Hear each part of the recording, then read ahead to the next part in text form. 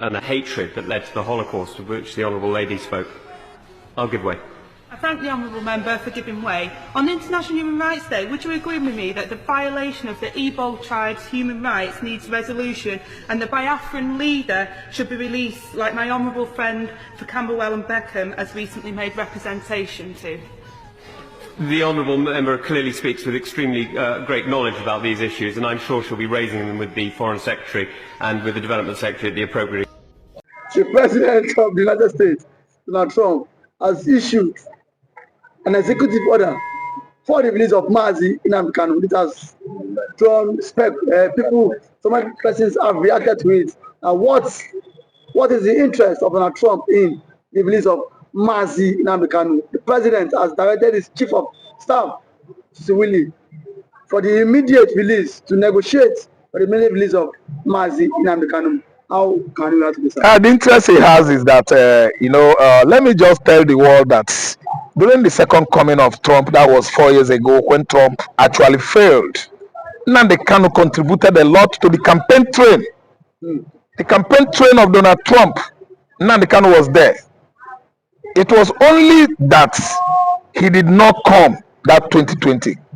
Trump failed an election. nnamdikanu would have, gone to White House if Trump actually won election of 2020.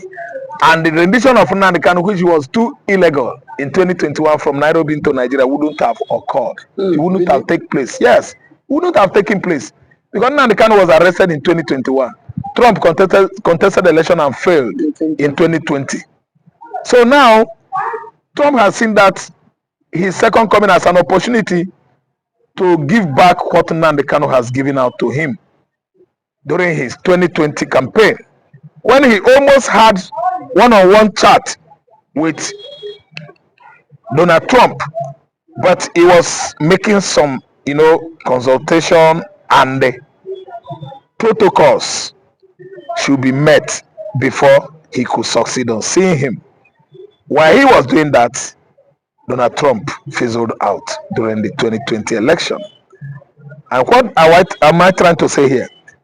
The people that should have taken nnamdikanu to Donald Trump handed him over are Susie Willis, nnamdikanu international lobbyist, who is working round the clock to bring Biafra into reality. He is now the chief of staff of Donald Trump. So what else do we want nnamdikanu to do again? nnamdikanu has done in the past his homework well. When actually all the form filled by the Igbos in diaspora, in Biafra, those ones voting online to cast vote for Donald Trump, our nationality was filled, written as Biafra nationalities. And this is a bigger support, a bigger boost for Donald Trump. That's why he's working hard. The whole world are asking, is there any relationship between the Igbos and Donald Trump? That's why Trump is working round the clock to make sure that the young man is released. Because Trump knows that nnamdikanu has the courage and the strength, what it takes as impetus and dynamism to bring Biafra to limelight. Emancipation of Biafra, nnamdikanu comes out, they are giving him Biafran flag direct. Nnamdikanu is coming out with Biafran flag. So that is exactly what is going on now. But around the White House will have a position there as Biafrans. Yes, Biafran diplomats, they have position at White House. And being that Trump is frowning at Tinubu's way of politicking in Nigeria, that is the reason why, more or less reasons, he could not allow Tinubu to grace the occasion of his inauguration.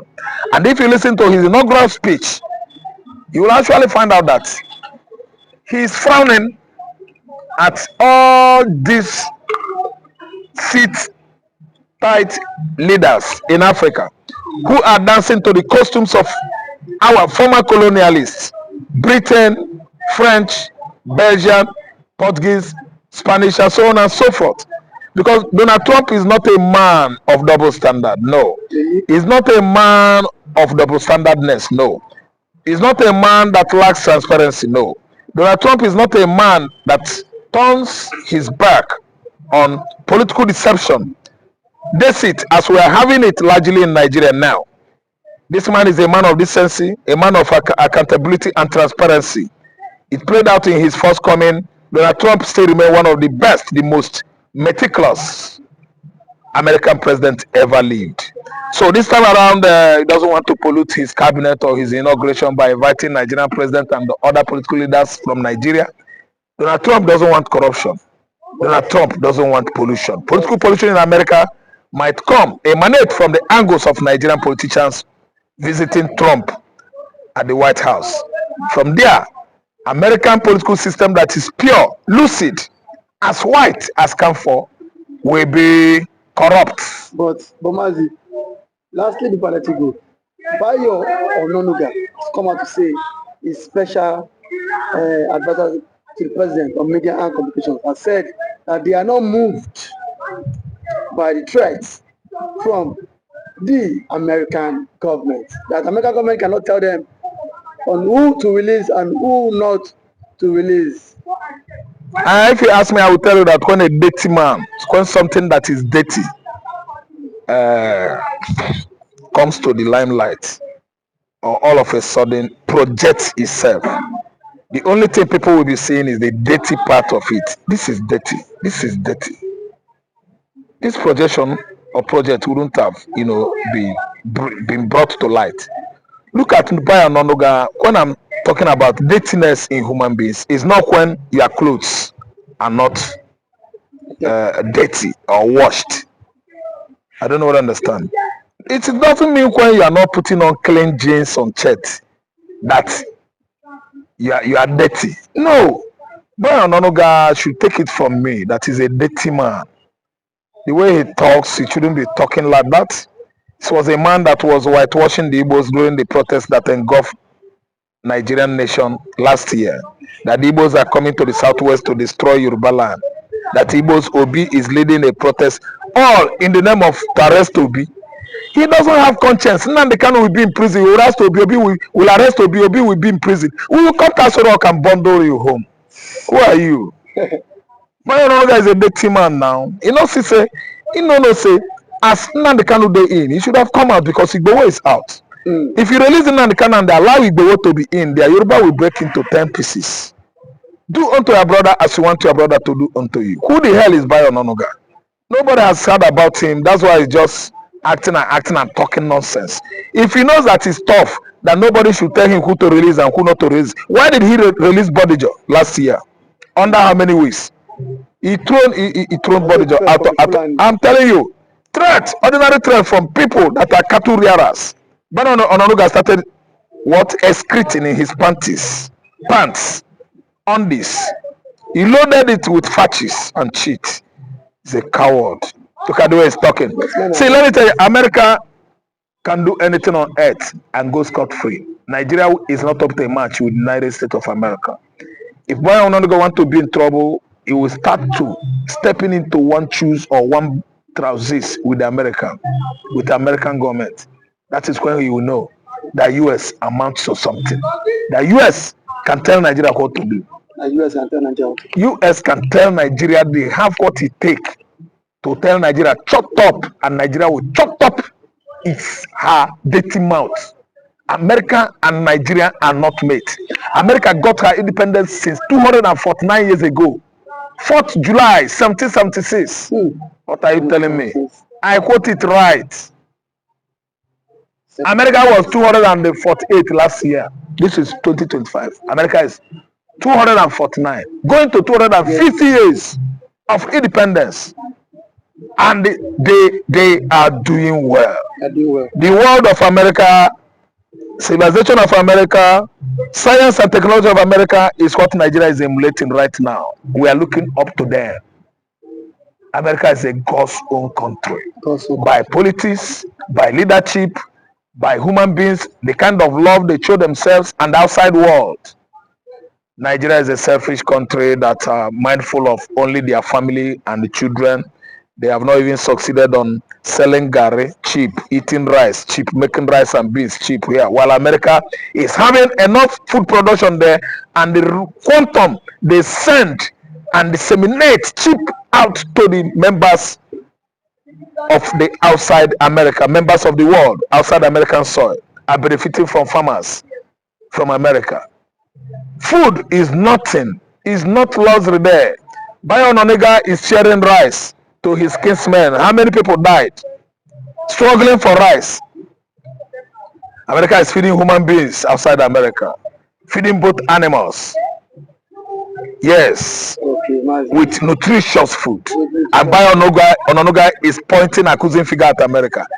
America is bigger, better than Nigeria by far. Bayon Ononuga should stitch up his two lips You say very so that he will not talk Nigeria, Tinubu administration into trouble. Haven't he heard what Baba Akinyele, Abi Akinyemi said to Tinubu? Don't tackle Trump, oh, be on your own. Bayon Ononuga will do what? Talk Tinubu into trouble by tackling Donald Trump. Bayon Ononuga, you are not up to the pets. Pets, I mean dogs, they keep in America as their pets Thank today. you so much, Mr. Ralph. Thank you for always coming out to hear your views, sir. Aisha Yusufu has tasked Imo State Governor, Enugu State Governor, Anambra State Governors. Stop blaming gunmen. You are the CEO of your state. You are the executive governor. Now, since you go to Abuja to collect money, then take responsibility for the insecurity in your state. What do you have to say about it? Now, thank you for that wonderful question. I think being the governor of the state, you have every power for you to make sure that you get security votes from the federal government.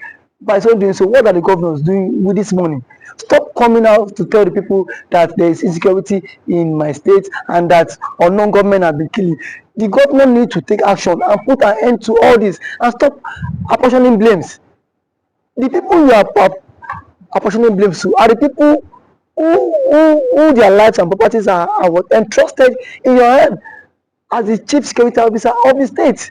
So for a governor to come and start telling people that there is insecurity in my state, I think to me the governor need to stand up and then act now, because every now and then allocation is being shared for you, security votes is being given to you, and you have the mandate. The primary function of government is to protect life and property. Yes. So if you cannot protect life and property, then why are you the governor? But some have said that the governors have no power over the military. That it's only the president as the commander-in-chief of the armed forces. What do you have to say about that? The governor does not have power over the military.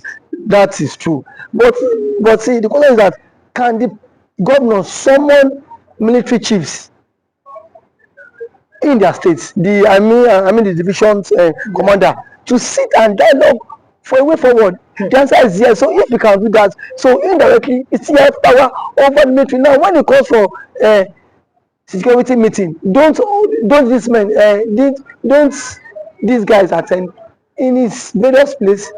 They do. So the president should not come and say that he does not have the governor should not come and say he does not have power.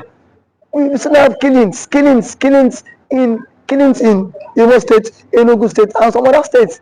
For how long can we continue in this path? The people are scared of their lives. The people cannot even access government, access those who they claim to be what? Electorate. We cannot access people that give us the mandate. So how long can they continue like this? So I think the government of these states on their own, they need to up their games. You must up your games as a governor if you don't want to be sacked come 2027. But there's always been this fear that the votes of Nigerians does not count, and that is why our elected officials are acting this week. That assuming our vote is counting, they will sit up knowing that if I don't perform, no second term for me. You agree with that statement? Our vote does not count. I cannot say if our vote count or not, because I have not conducted any election. So what I'm to say is that people have lost confidence in the INEC. in your power. The reason why they've lost. You've lost confidence because so many persons have seen the case of Hope Uzodinma when he but reason best the court knows why he had to give it to him. But someone who came forth in the election was uplifted and then he came forth. So the court cited some reasons which Hope Uzodinma became the governor. Reason best known to them. I am not in the position to speak for the court. But one thing is that INEC need to be the trust of Nigerians again. You saw what happened in last election. As allegedly reports, the results were changed in the RF quarter. So I don't know how true that allegation is, but see, it has been going viral. So these are things INEC need to repose that confidence in the average Nigerian. And for the governors too, how much is being given to you on a monthly basis? If you get money on a monthly basis, then why don't you make sure that these people who gave you the mandate to protect them, you can as well protect them too? Because the people cannot always be one-sided every time. The people need to benefit from dividends of democracy. And when they have to benefit from the dividends of democracy, is by what? By inclusive governance. The people need to feel the government impact. Not every time you come here and say, government has attacked the people, you come and start creating fear. These governments are even creating fear in the life of the ordinary man. We've seen the governor of Enugu State, who has declared that Monday is no longer a sit-at-home in Enugu State. When people are saying that, you are seeing that as because you're the governor. Can you come and secure our lives? I mean, the other people, because you see this sit-at-home every Monday. Some are doing it maybe out of respect for nnamdikanu, but some are doing it out of fear. It is two ways. People are telling the governor, please find a way to secure that. Police cannot be everywhere. What do you think? Because sit at home every Monday, it might be affecting the economic activities in the southeast. What do you think that the governor can do, or the governors in the southeast can do? Thank you very much. I think sit at home every Monday is a commensurate to honor the Mazi nnamdikanu, who has been in incarceration for 4 years now and still counting. But what I want to say is that when there is a conflict in the land, the president himself needs to address this issue of Kanu. Let Kanu issue be settled out of court. If what Kanu is the son of the president, as a son, you can go, you can have a different view or different ideology and philosophy from what your father had. But why can't you, as a father, have you reached out to Kanu himself? And what I felt that the president ought to have done was, why Kanu was in decision, go and meet, let them bring Kanu to you, DSS. Sit down with Kanu, have a round table discussion with him. But do you think that's possible? Because we saw Buhari could not Buhari is different. See, so these are two different people. Yes. If you want the security apparatus cannot be everywhere, and these guys are what? Overstretched. Yes. These guys are also overstretched. So the president is the father of the nation. Yes. Since the president is the father of the nation, he should at least reach out to this guy, even to the Ohanes in Igbo. Whenever he will want to invite some Igbo politicians and some Igbo stakeholders to sit on a round table and discuss with Kanu. You have conditions, give him your conditions. Send it to him. Because you see, this is the only way this thing about marginalization can stop. And the truth of our matter is that the Igbos are heavily marginalized in the country. And that is what, and that has breed a whole lot. But do you think that giving them an opportunity, or yes, that's an opportunity, or finding a way, consensus in 1999, Nigeria had a consensus on making a Yoruba man a president. In 2007, Nigeria had another consensus to make another man to be a president. Do you think that Nigeria finding a way or making a consensus to make an Igbo man the president is going to make that marginalization or the agitations go down in the south? Making an Igbo man be the president would at least work to some extent. It will help this issue of marginalization reduce a very long way, because if the Igbo man is the president, Peter Obi, you will not watch Peter Obi allowing Mazi nnamdikanu to languish in detention, even if, because yes, that is his brother from his tribe. They are from same tribe. No, so why was Tinubu released? It was let's go. Yes. So to some extent, it will help a long way. And as an Igbo man, he will speak in the language that the Igbos. Now I am one of the sons. Yes. You don't have any right to agitate. Yes. So that will help them. It will go a very long way for them too.